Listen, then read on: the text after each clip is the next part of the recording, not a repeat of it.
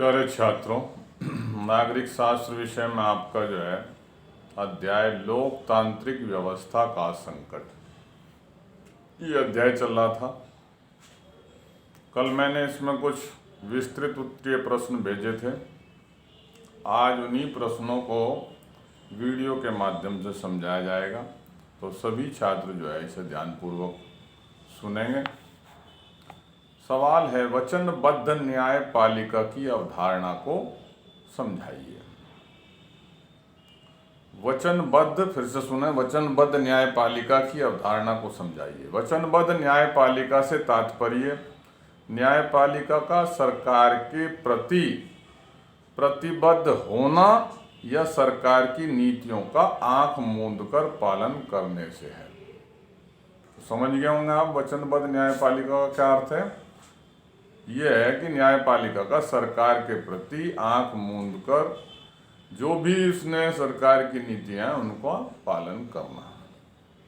सन 1973 में श्रीमती गांधी ने सर्वोच्च न्यायालय के मुख्य न्यायाधीश पद पर 3 वरिष्ठ न्यायाधीशों श्री J.M. सैलेट, श्री K.S. हेगड़े तथा श्री A.N. ग्रोवर की उपेक्षा करके A.N. रे को नियुक्त किया। इस नियुक्ति से उस समय एक राजनीतिक विवाद पैदा हो गया था भाई, और श्री A.N. रे की नियुक्ति के विरोध में तीनों वरिष्ठ न्यायाधीशों ने त्यागपत्र दे दिया। अब इससे यह प्रश्न उठने लगा कि क्या न्यायपालिका सरकार के प्रति वचनबद्ध होनी चाहिए अथवा स्वतंत्र। तो ये सोचने का विषय है, जबकि न्यायपालिका स्वतंत्र है भाई। वचनबद्ध न्यायपालिका के लिए सरकार द्वारा प्रयोग किए गए उपाय कौन कौन से थे भाई। तत्कालीन प्रधानमंत्री श्रीमती गांधी की सरकार ने न्यायपालिका की वचनबद्धता के लिए निम्नलिखित उपाय किए या प्रयोग किए।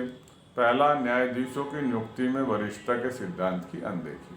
जैसा कि मैं अभी बता चुका हूँ, 3 वरिष्ठ न्यायाधीशों को काटकर चौथे नंबर को जो है न्यायाधीश नियुक्त कर दिया, जिससे उनमें जो है जिनका नंबर कटा, जो 3 न्यायाधीश सीनियरिटी में ऊपर थे उससे, उन्होंने उसका विरोध किया।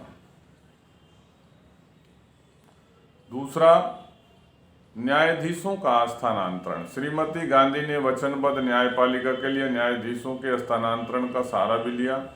इन्होंने सन 1981 में मद्रास उच्च न्यायालय के न्यायाधीश इस्माइल को केरल उच्च न्यायालय का मुख्य न्यायाधीश बनाकर भेजा तथा पटना उच्च न्यायालय के न्यायाधीश V.N. सिंह को मद्रास उच्च न्यायालय स्थानांतरित कर दिया गया।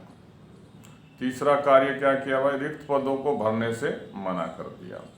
सरकार ने वचनबद्ध न्यायपालिका के लिए कई बार रिक्त पदों को भरने से मना कर दिया अथवा असमर्थता अपनी व्यक्त की जताई। चौथा, न्यायपालिका की आलोचना, जबकि कर नहीं सकते। न्यायाधीशों द्वारा लिए जाने वाले निर्णयों की प्राय अधिकारियों द्वारा आलोचना की जाती थी, जबकि ऐसा किया जाना संविधान के विरुद्ध है भाई। पांचवा, अस्थायी न्यायाधीशों की नियुक्ति। वचनबद्ध न्यायपालिका का एक अन्य उपाय अस्थायी न्यायाधीशों की नियुक्ति करना था। सरकार अस्थायी तौर पर नियुक्त करके न्यायाधीशों की कार्यप्रणाली एवं व्यवहार का अध्ययन करती थी कि वह सरकार के पक्ष में कार्य कर रहा है अथवा विपक्ष में। विपक्ष में करेगा हटा दिया जाएगा। छठा है अन्य पदों पर नियुक्तियां। सरकार ने सेवानिवृत्त न्यायाधीशों में से उन्हें राज्यपाल, राजदूत या किसी आयोग का अध्यक्ष नियुक्त किया भाई, जो सरकार के प्रति वफादार थे अथवा सरकार की नीतियों के अनुसार चलते थे। और कम वेतन, यानी न्यायाधीशों को जो है अन्य विभागों के मुकाबले कम वेतन मिलता था, जबकि न्यायाधीशों के वेतन में कटौती नहीं कर सकते और सरकार ने कर दिया। तो ये थी भाई। आठवां है कार्यवाहक मुख्य न्यायाधीश का प्रावधान। कार्यवाहक मुख्य न्यायाधीश के संवैधानिक प्रावधानों को भी वचनबद्ध न्यायपालिका के लिए प्रयोग किया गया। तो निष्कर्ष क्या निकला इनसे? निष्कर्ष ये निकला कि भारत में न्यायपालिका की प्रतिबद्धता पहले की अपेक्षा कम हुई है, लेकिन अभी भी वह पूर्ण रूप से स्वतंत्र नहीं है। स्वच्छ प्रशासन के लिए न्यायपालिका का स्वतंत्र होना पहली शर्त है। तो ये थी भाई कुछ बातें। अब एक प्रश्न पर और चर्चा करेंगे। 1975 में श्रीमती इंदिरा गांधी द्वारा लागू किए गए आपातकाल की घोषणा के प्रमुख कारण कौन कौन से थे भाई? सुनेंगे इसे ध्यान से। 1975 के आपातकाल की घोषणा भारतीय राजनीति का सबसे विवादास्पद प्रकरण माना जाता है, जो 25 जून 1975 को पहली बार आंतरिक गड़बड़ी के आधार पर लागू किया गया। राष्ट्रपति ने प्रधानमंत्री की सिफारिश के आधार पर सन 1975 में राष्ट्रीय संकट काल की घोषणा की थी। भाई आपातकाल के कारण क्या थे, तो मैं प्रमुख कारणों के विषय में चर्चा करूंगा। आपातकाल के क्या कारण थे? पहला था भाई 1971 के युद्ध में अत्यधिक व्यय। सन 1975 में लागू किए गए आपातकाल की घोषणा का प्रमुख कारण सन 1971 में हुए पाकिस्तान के युद्ध को माना जाता है।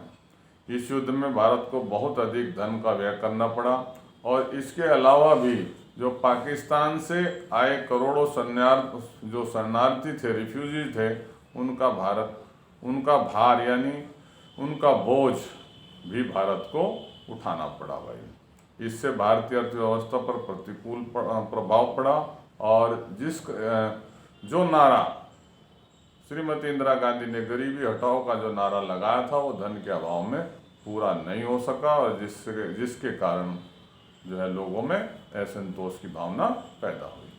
दूसरा, कृषिगत उत्पादन में कमी। कृषि में जो उत्पादन होना था वो पहले के मुकाबले नहीं हुआ, फसल अच्छी नहीं हुई। दूसरे शब्दों में हम कह सकते हैं सरकार को कृषि क्षेत्र में भी असफलता मिल रही थी और जिससे भारत में आर्थिक विकास नहीं हो पा रहा था। तीसरा कारण है औद्योगिक उत्पादन की मात्रा में कमी। भारत में प्रशिक्षित एवं कुशल वैज्ञानिकों, इंजीनियरों तथा कर्मचारियों के होने के बावजूद भी भारत के औद्योगिक उत्पादन में निरंतर कमी हो रही थी, जिससे कर्मचारियों में असंतोष बढ़ रहा था। चौथा है भैया रेलवे की हड़ताल। सन 1975 में जैसे आपातकाल की घोषणा हुई तो उसका एक कारण जो है रेलवे कर्मचारियों द्वारा की गई हड़ताल भी थी और रेलवे कर्मचारियों द्वारा की गई हड़ताल के कारण पूरे देश में यातायात की व्यवस्था बिल्कुल ठप हो गई थी, भाई खराब हो गई थी। पांचवा, बिहार आंदोलन, यह भी एक प्रमुख कारण था। बिहार आंदोलन का नेतृत्व जयप्रकाश नारायण ने किया। बिहार आंदोलन भी सन 1975 में आपातकाल की घोषणा का एक प्रमुख कारण था। इस आंदोलन के कारण जयप्रकाश नारायण ने लोगों को श्रीमती इंदिरा गांधी के विरुद्ध एकजुट कर दिया था और बिहार आंदोलन ने केंद्र में कांग्रेस सरकार की चुनौती पेश की तथा श्रीमती इंदिरा गांधी ने इस आंदोलन के दबाव में आपातकाल की घोषणा की। तेल संकट भी प्रमुख कारण था। 1973 में अंतर्राष्ट्रीय स्तर पर तेल संकट पैदा हो गया। सन 1973 में ओपेक देशों ने अंतर्राष्ट्रीय स्तर पर अपनी बात मनवाने के लिए तेल का उत्पादन कम कर दिया। इससे तेल संकट उत्पन्न हुआ। इस तेल संकट के कारण अंतर्राष्ट्रीय स्तर पर तेल की कीमतें बढ़ गई और तेल की कीमतें बढ़ने से भारतीय अर्थव्यवस्था पर भी इसका प्रभाव देखा जाने लगा और भारत की अर्थव्यवस्था खराब होती चली गई। गुजरात का नवनिर्माण आंदोलन, ये क्या था भाई? अहमदाबाद के एनडी इंजीनियरिंग महाविद्यालय के छात्रावास में खाने में 20% की वृद्धि पर विवाद के कारण अहमदाबाद में असंतोष फैल गया तथा आगे चलकर इस असंतोष ने गुजरात नवनिर्माण आंदोलन का रूप धारण कर लिया और इस घटना से अहमदाबाद राष्ट्रीय राजनीति के केंद्र में आ गया।